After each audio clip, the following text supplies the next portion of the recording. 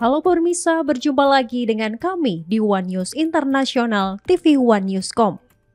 Moskow menyatakan bahwa negara-negara barat anggota NATO tengah mempersiapkan persenjataan untuk menghadapi kemungkinan konfrontasi langsung dengan Rusia.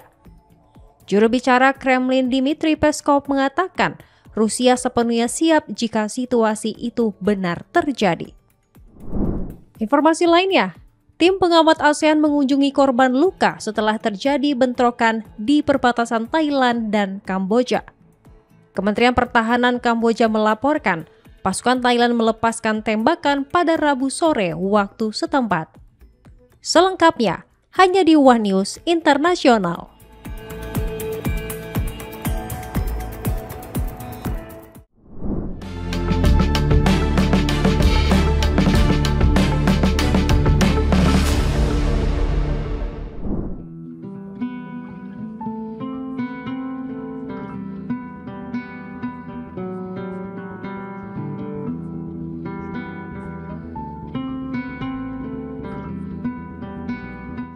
Dua menteri Ukraina mengundurkan diri pada Rabu setelah terseret skandal korupsi besar di sektor energi.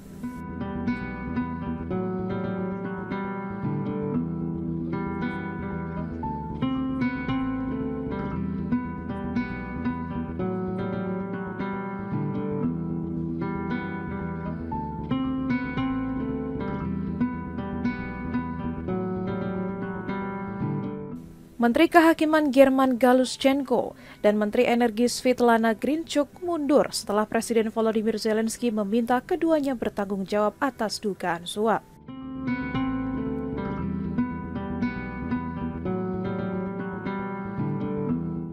Kasus ini mencuat di tengah perang Ukraina melawan invasi Rusia dan memicu kemarahan publik luas.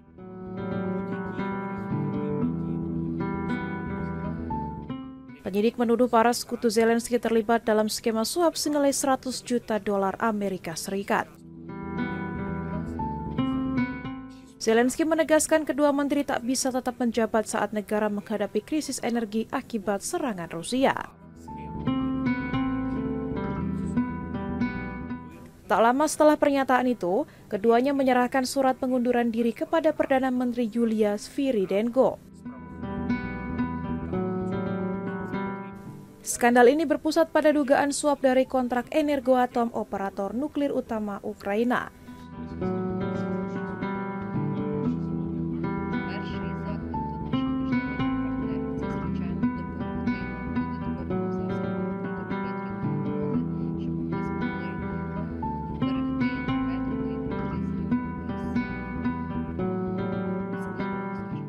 Warga menilai tindakan korupsi para pejabat sangat memalukan di tengah penderitaan rakyat akibat perang.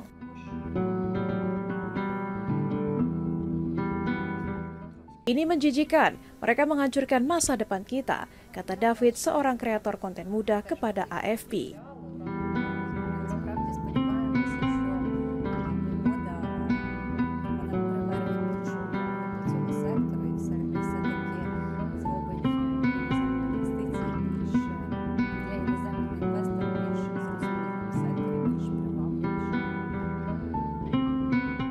Zelensky menyebut masih adanya praktik korupsi di sektor energi sebagai hal sangat tidak dapat diterima.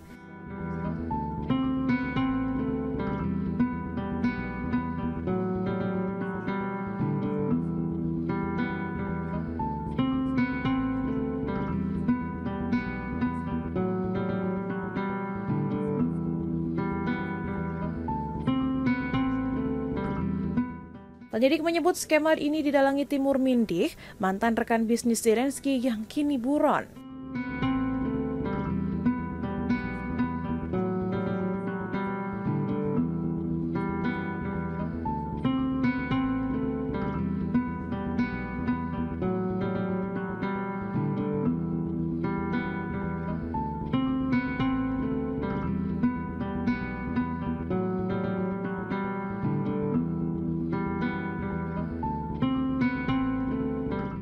Mindih kabur dari Ukraina sesaat sebelum tuduhan diumumkan dan kini dijatuhi sanksi pribadi.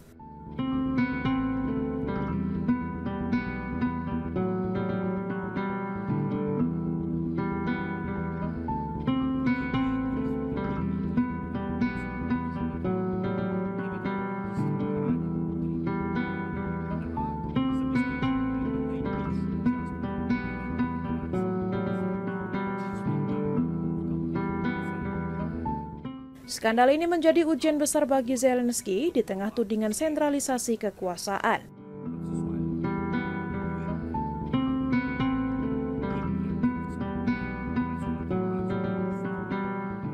Pemerintahannya kini berada di bawah tekanan kuat untuk menegakkan komitmen anti korupsi agar bisa melaju menuju keanggotaan Uni Eropa.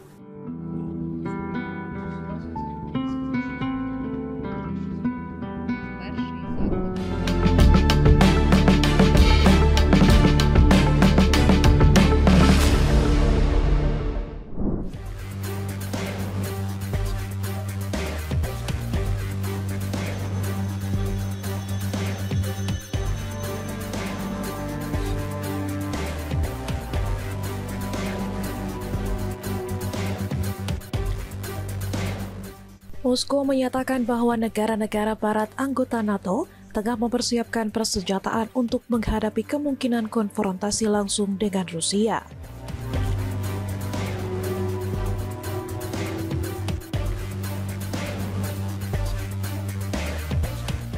Juru bicara Kremlin Dmitry Peskov mengatakan Rusia sepenuhnya siap jika situasi itu benar terjadi.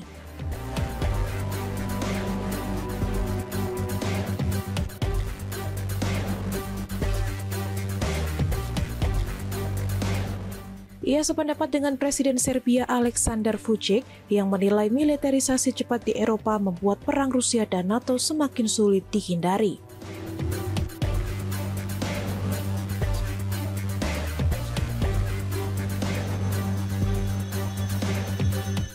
Menurut Peskov, suasana militeristik di Barat semakin kuat dan hal itu dinilai sebagai tanda buruk.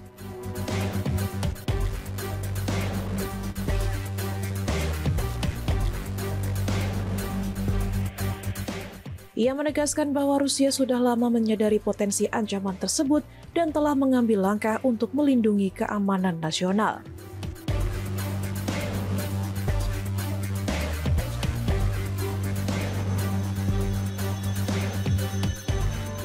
Vučić sebelumnya menyebut perang antara Rusia dan NATO bukan lagi sebatas hipotesis, mengingat peningkatan besar dalam anggaran militer negara-negara Barat.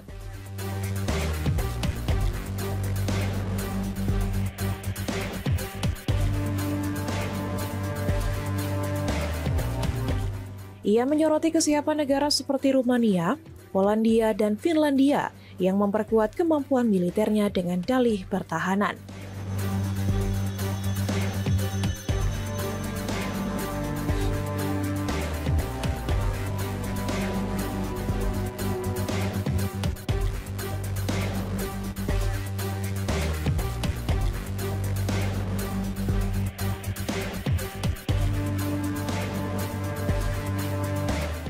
Sementara itu, Moskow menilai upaya persenjataan besar-besaran Uni Eropa hanya dijadikan alasan untuk menutupi persoalan ekonomi dan sosial di dalam blok tersebut.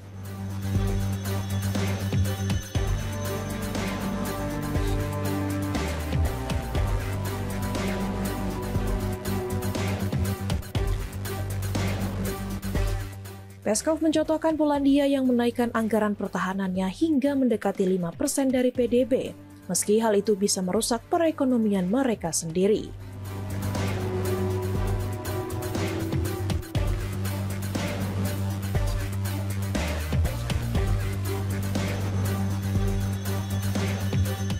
Rusia memandang ekspansi NATO ke arah timur sebagai penyebab utama krisis keamanan di Eropa dan perang Rusia-Ukraina.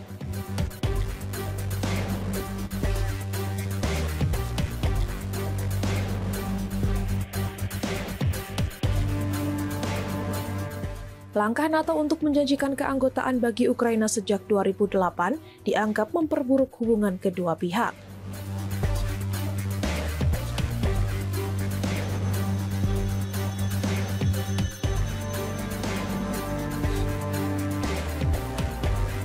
Setelah kudeta yang didukung Barat pada 2014, Ukraina pun secara terbuka menerapkan kebijakan yang berseberangan dengan Rusia.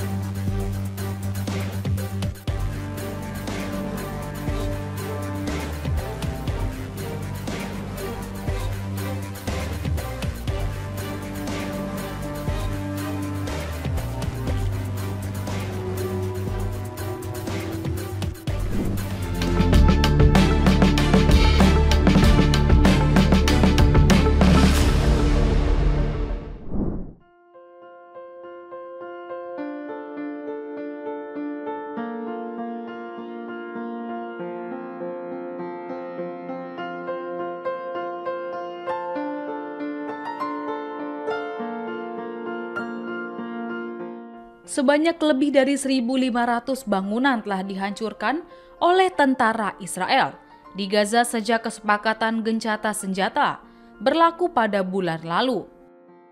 Melalui citra satelit yang ditinjau oleh BBC Verify, menunjukkan bahwa seluruh kawasan permukiman di wilayah yang dikuasai Israel di luar telah hancur total sejak 10 Oktober.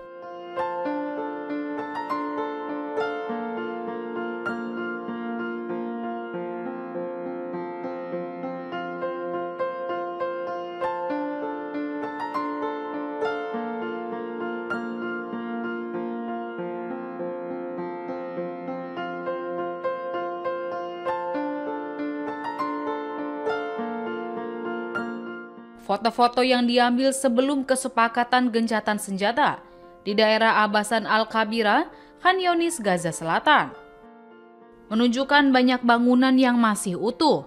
Beberapa di antaranya bahkan memiliki taman, pohon, dan kebun. Citra satelit yang diambil di Rafah, Jabalia, dan kota Gaza sebelum dan sesudah kesepakatan gencatan senjata juga menunjukkan peningkatan kerusakan. Hal ini terlihat dari reruntuhan dan bangunan yang rata di area tersebut.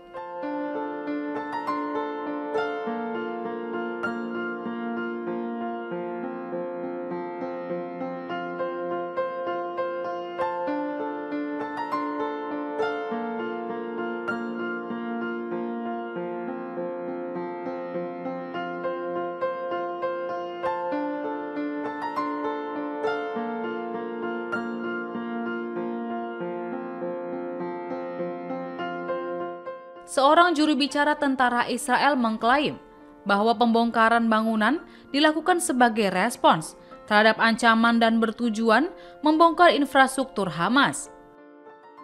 Sementara itu, menurut kantor media pemerintah Gaza, Israel telah melakukan 282 pelanggaran gencatan senjata, termasuk sebanyak 12 serangan ke lingkungan pemukiman, 124 serangan, dan 52 operasi pengeboman yang menargetkan bangunan sipil.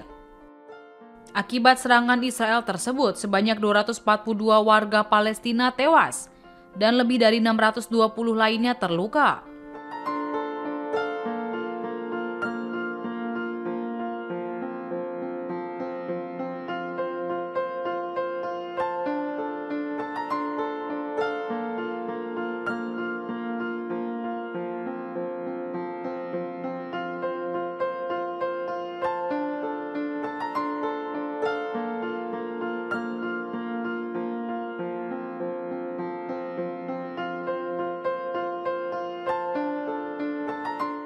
Kesepakatan gencatan senjata Gaza mulai berlaku pada 10 Oktober. Berdasarkan rencana 20 poin dari Presiden Amerika Serikat Donald Trump. Fase pertama dari kesepakatan gencatan senjata mencakup pembebasan sandera Israel sebagai imbalan bagi tahanan Palestina. Rencana tersebut juga mencakup pembangunan kembali Gaza dan pembentukan mekanisme pemerintahan baru tanpa melibatkan Hamas. Sejak Oktober 2023, tentara Israel telah menewaskan lebih dari 69.000 warga Palestina, yang sebagian besar perempuan dan anak-anak. Tentara Zionis juga melukai lebih dari 170.000 orang lainnya dan membuat jalur Gaza tidak layak huni menurut Kementerian Kesehatan.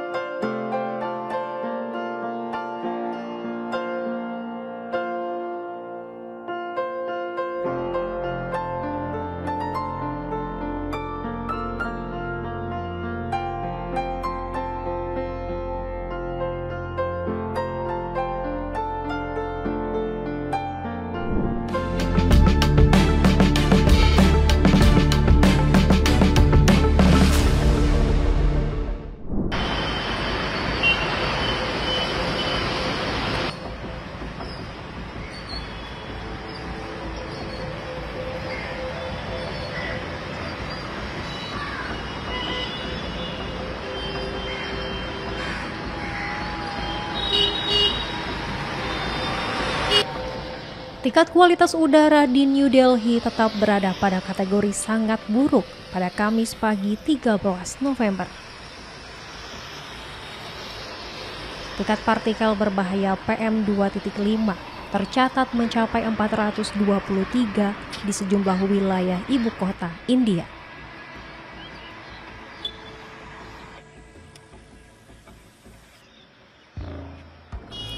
Seorang warga bernama Ashish mengungkapkan keprihatinannya atas kondisi tersebut. Ia menyebut polusi udara pagi hari sangat mengkhawatirkan dan berharap pemerintah segera mengambil langkah nyata untuk mengatasinya.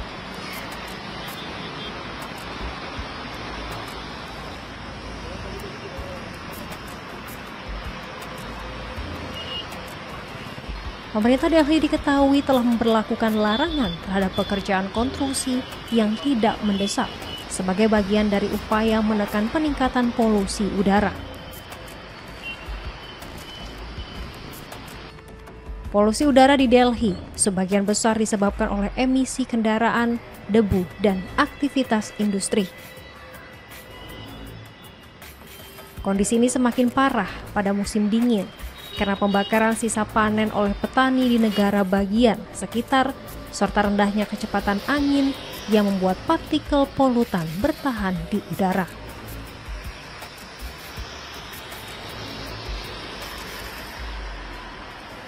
Kondisi ini menyebabkan jutaan warga kota harus berjuang menghadapi berbagai gangguan pernapasan akibat kualitas udara yang memburuk.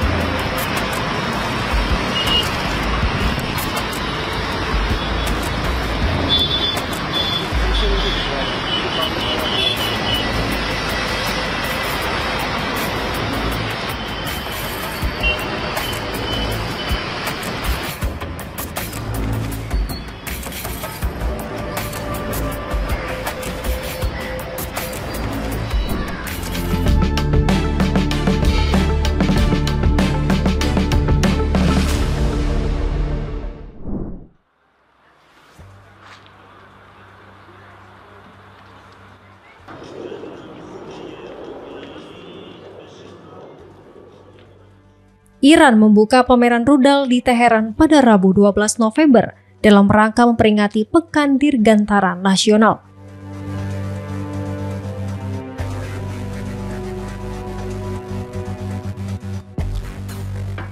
Rekaman menunjukkan sejumlah rudal, pesawat tak berawak, dan berbagai peralatan militer lainnya dipamerkan di Museum Pasukan Dirgantara Korps Garda Revolusi Islam.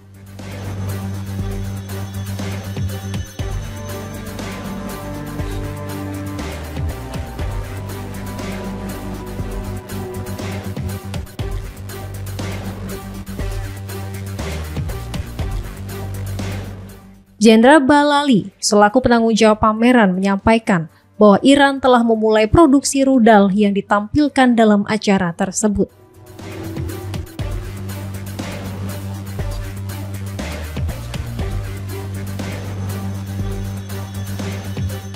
Ia juga menambahkan bahwa saat ini negaranya telah mampu merancang, memproduksi, dan memanfaatkan berbagai jenis rudal penting untuk keperluan peperangan darat ke darat.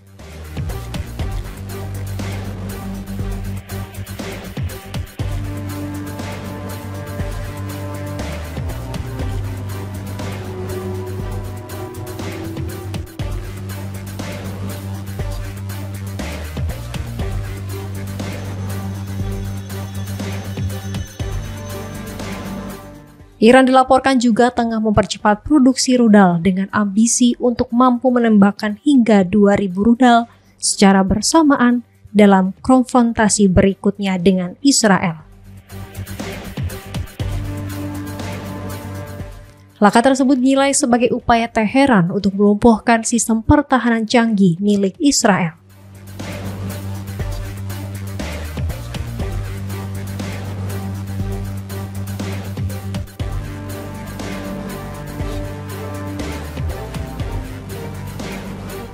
Direktur Proyek Iran di International Crisis Group Ali Faiz menyebut bahwa perkembangan pesat program rudal Iran berpotensi membobol sistem pertahanan Israel.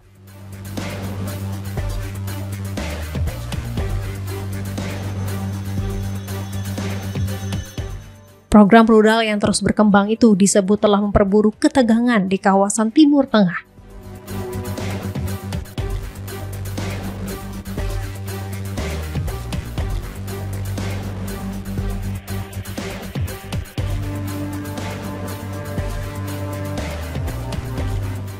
Para analis menilai, apabila Teheran berhasil mencapai kapasitas tersebut, sistem pertahanan berlapis Israel akan menghadapi tekanan besar yang belum pernah terjadi sebelumnya.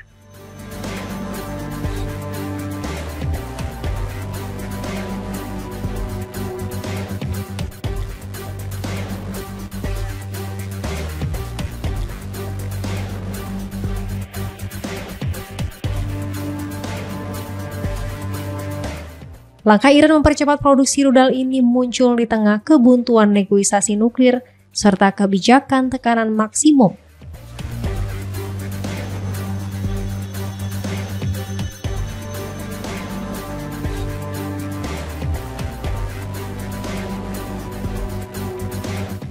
Yang kembali digencarkan oleh Presiden Amerika Serikat Donald Trump.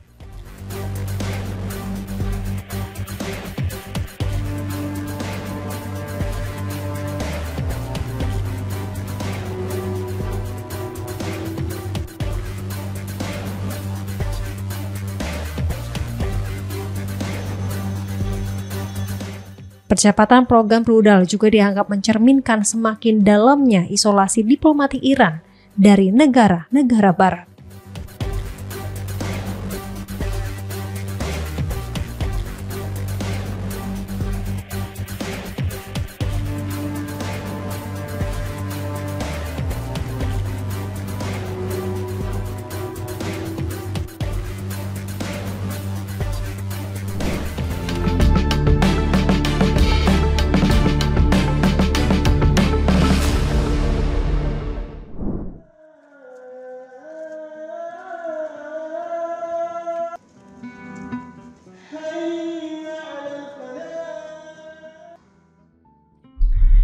Tidak ada genosida di Nigeria Utara, kata Ketua Komisi Uni Afrika pada hari Rabu 12 November.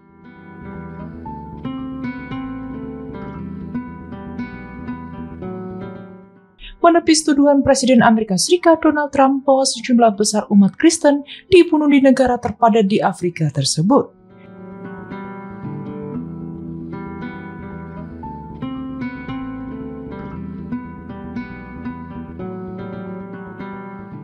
Apa yang terjadi di Nigeria Utara tidak ada hubungannya dengan jenis kekejaman yang kita saksikan di Sudan atau di beberapa bagian timur Republik Demokratik Kongo, ujar Mahmoud Ali Yusuf.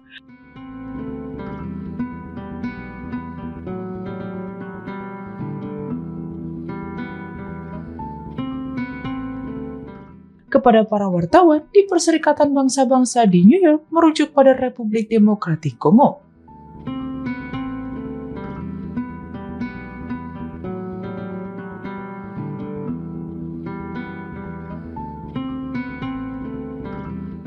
Pikirkan 2 kali sebelum membuat pernyataan seperti itu, katanya.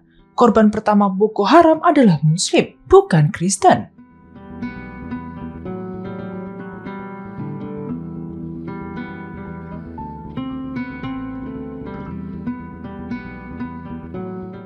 Kelompok bersenjata Islam ekstremis Boko Haram juga telah meneror Nigeria Timur Laut, sebuah pemberontakan yang telah menewaskan puluhan ribu orang selama 15 tahun terakhir.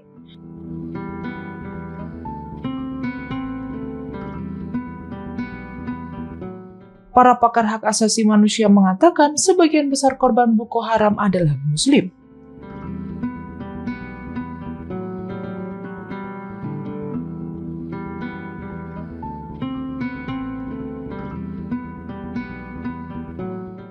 Awal bulan ini Trump mengatakan ia telah meminta Departemen Pertahanan untuk bersiap menghadapi kemungkinan aksi militer cepat jika Nigeria gagal menindak tegas pembunuhan warga Kristen.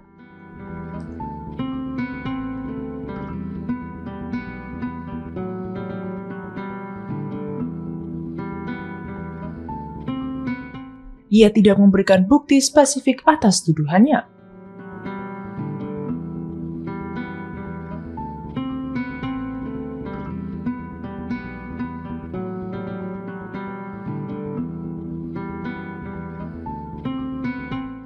Ia juga mengancam akan menghentikan semua bantuan dan asistensi ke Nigeria dan mungkin akan memasuki negara yang kini tercoreng itu dengan senjata-senjata yang membara untuk sepenuhnya membasmi teroris Islam yang melakukan kekejaman mengerikan ini.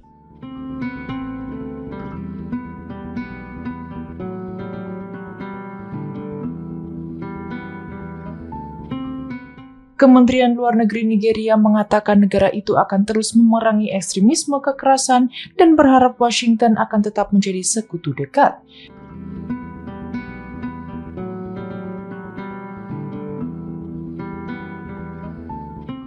Dengan mengatakan bahwa Nigeria akan terus membela semua warga negara tanpa memandang ras, keyakinan, atau agama.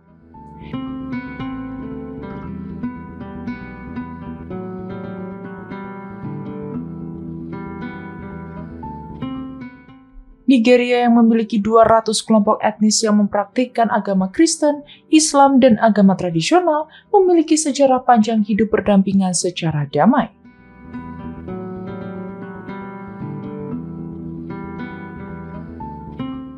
Namun Nigeria juga mengalami peningkatan kekerasan antar kelompok yang seringkali diperburuk oleh perpecahan etnis atau konflik memperebutkan sumber daya yang langka.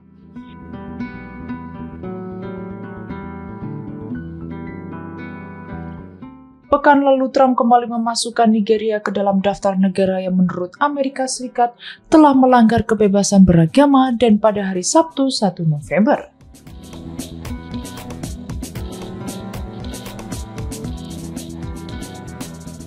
Keputusan Washington untuk menetapkan Nigeria sebagai pelanggar kebebasan beragama telah merenggangkan hubungan diplomatik antara kedua negara.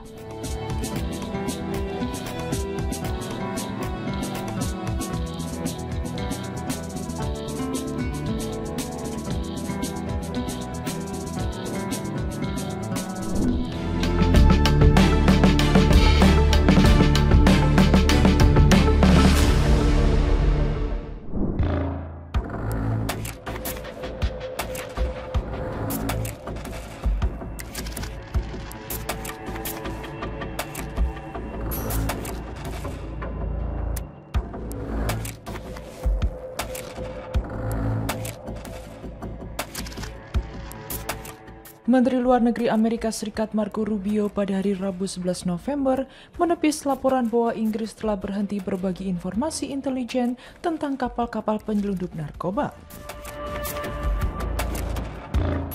Karena kekhawatiran akan serangan militer Amerika Serikat di Karibia. Rubio mengatakan bahwa tidak ada perubahan yang menghalangi kemampuan Washington untuk bertindak.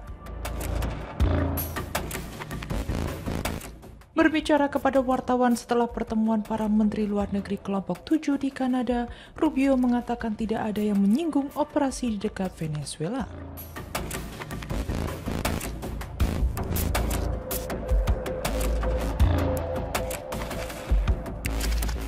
Selama pertemuan tersebut dan mengatakan Inggris tidak menyampaikan kekhawatiran secara langsung kepadanya.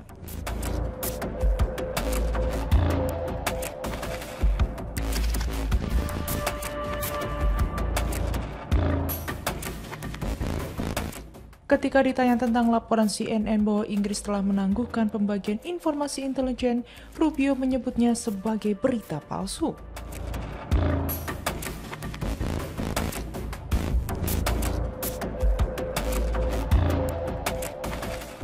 Tanpa menjelaskan secara rinci dan mengatakan Amerika Serikat memiliki kemitraan yang sangat kuat dengan Inggris.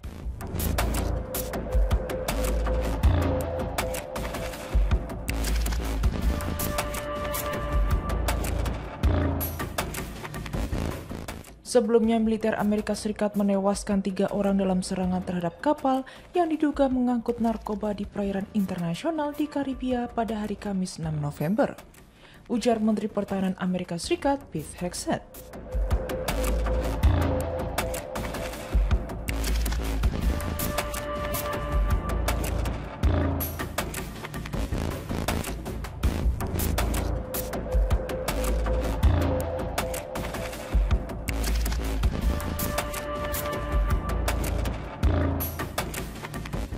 Hegseth mengatakan dalam sebuah unggahan di situs media sosial X bahwa kapal tersebut dioperasikan oleh organisasi teroris terdaftar, tetapi tidak memberikan bukti lebih lanjut.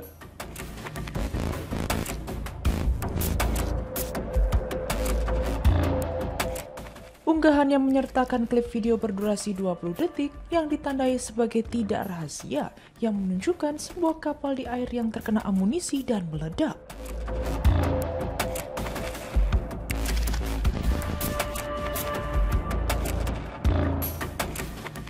Aksi militer tersebut merupakan yang terbaru dari lebih dari selusin serangan Amerika Serikat sejak September terhadap kapal-kapal di dekat pantai Venezuela dan baru-baru ini di Samudra Pasifik Timur yang telah menewaskan lebih dari 60 orang.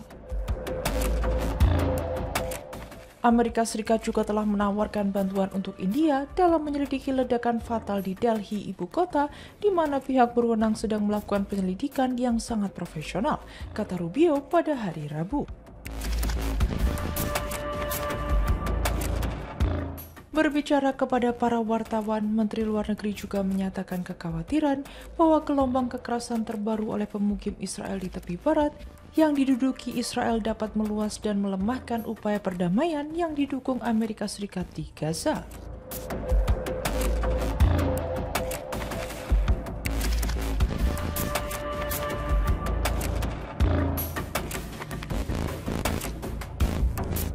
Mengenai pertemuan-pertemuan mendatang, Rubio memperkirakan Amerika Serikat akan memiliki beberapa kesepakatan bagus untuk ditandatangani ketika putra mahkota Saudi Mohammed bin Salman mengunjungi Washington minggu depan dan bertemu dengan Presiden Donald Trump.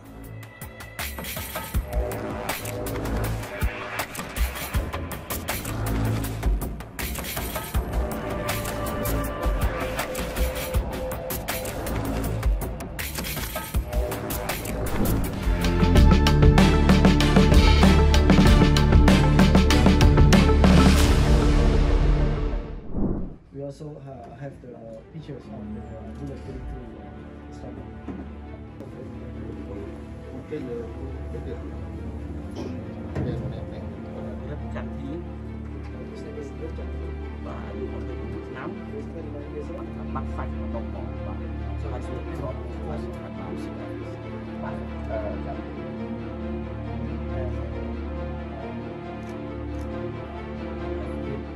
Tim pengamat ASEAN mengunjungi korban luka setelah terjadi bentrokan di perbatasan Thailand dan Kamboja.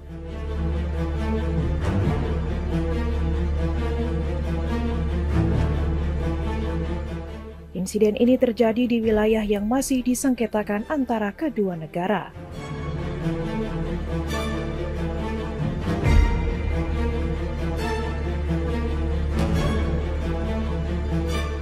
Pemerintah Pertahanan Kamboja melaporkan pasukan Thailand melepaskan tembakan pada Rabu sore waktu setempat.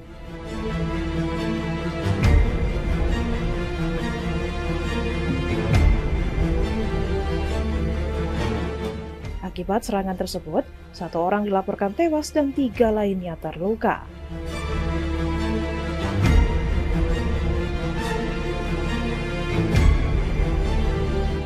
Pemerintah Kamboja meminta Thailand segera menghentikan penggunaan kekuatan militer di kawasan itu.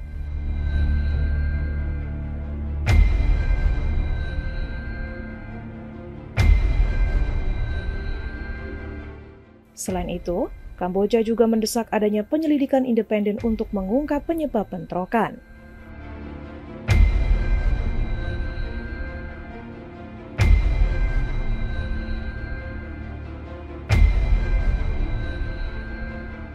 Sebelumnya, Thailand mengumumkan telah menangguhkan perjanjian gencatan senjata yang diperbarui bulan lalu.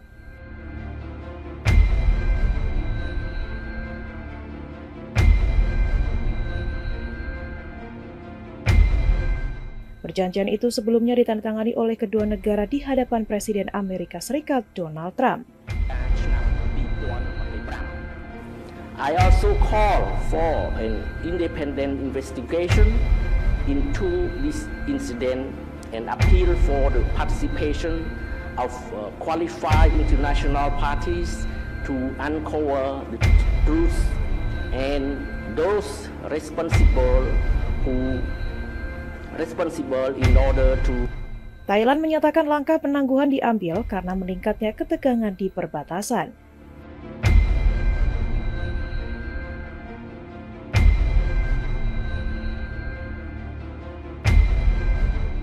Pada hari yang sama, Thailand juga menuntut permintaan maaf dari Kamboja.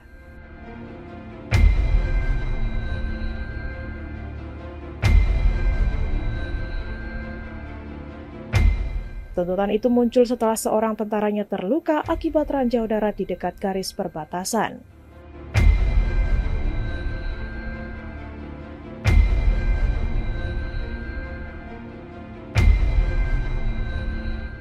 Bangkok menuduh Kamboja sebagai pihak yang memasang ranjau tersebut.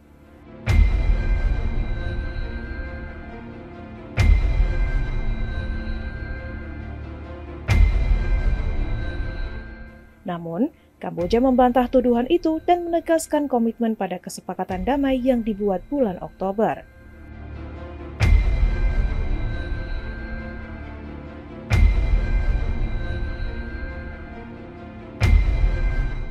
Kesepakatan itu merupakan lanjutan dari gencatan senjata yang dinegosiasikan Trump untuk mengakhiri pertempuran sebelumnya pada Juli.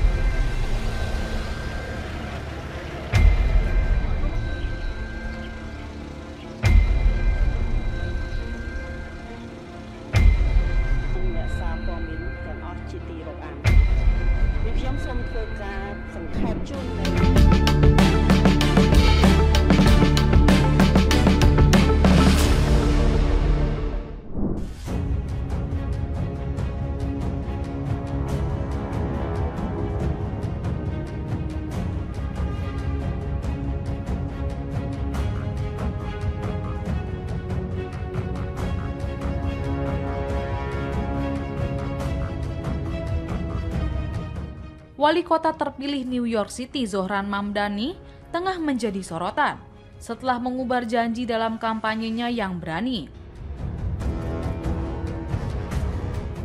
Mamdani memerintahkan penangkapan Perdana Menteri Israel Benjamin Netanyahu apabila datang ke New York.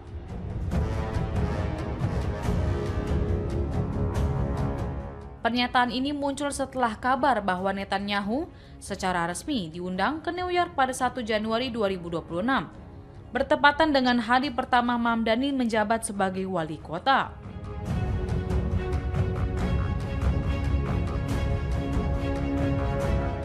Janji Mamdani pun langsung memicu perdebatan besar, baik dari sisi hukum, politik maupun moralitas.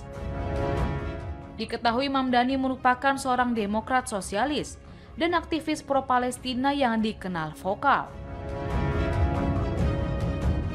Ia menyebut akan menghormati perintah penangkapan dari Pengadilan Kriminal Internasional atau ICC terhadap Netanyahu. ICC mengatakan bahwa pemimpin Israel itu melakukan kejahatan perang dan kejahatan terhadap kemanusiaan atas serangan di Gaza. Lantas, apakah Mamdani benar-benar bisa menangkap Netanyahu?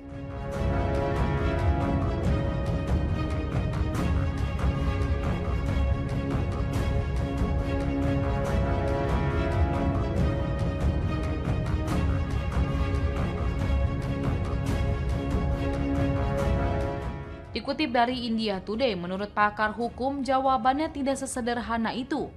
Karena Amerika Serikat bukan anggota Pengadilan Kriminal Internasional. Sehingga ICC tidak memiliki yurisdiksi di wilayah Amerika Serikat. Artinya, surat perintah penangkapan internasional tidak dapat dilaksanakan secara legal di New York atau kota manapun di Amerika Serikat.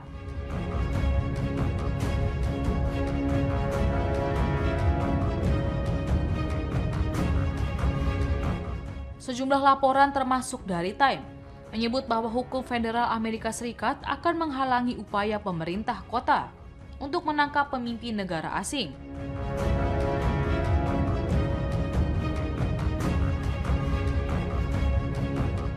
Dalam konstitusi, urusan luar negeri adalah wewenang pemerintah federal, bukan pemerintah lokal.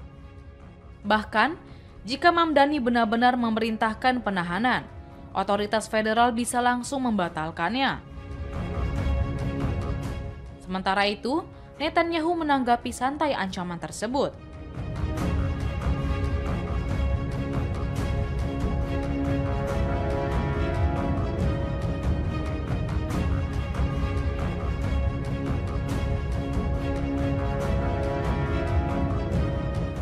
Dalam konferensi pers di Gedung Putih pada Juli 2025, ia mengatakan dirinya tidak khawatir atas pernyataan Mamdani dan menambahkan bahwa Presiden Amerika Serikat Donald Trump akan menemaninya.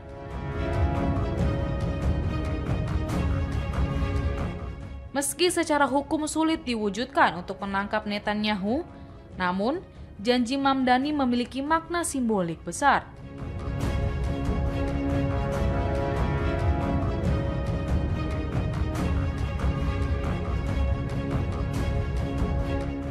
Apalagi New York dikenal sebagai kota dengan populasi Yahudi dan Palestina terbesar di luar Timur Tengah. Sehingga posisi Mamdani mencerminkan ketegangan yang terasa nyata di antara dua komunitas tersebut.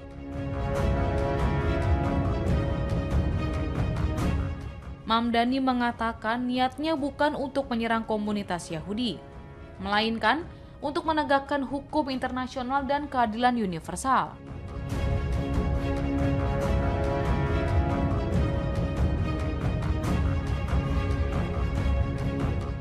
Meski menuai kecaman dan tudingan antisemitisme, dukungan bagi Mamdani di kalangan aktivis muda dan komunitas pro-Palestina tetap tinggi.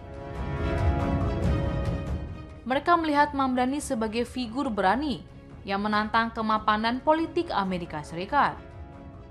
Di sisi lain, para pendukung Netanyahu menganggap pernyataan Mamdani hanya akan memperdalam perpecahan sosial di kota yang multikultural.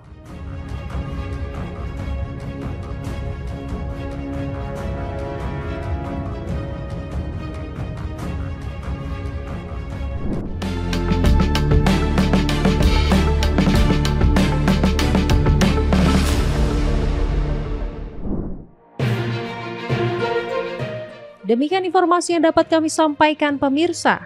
Terima kasih telah bergabung bersama kami. Sampai jumpa di One News Internasional berikutnya setiap pukul 8 malam hanya di kanal YouTube TV One Newscom.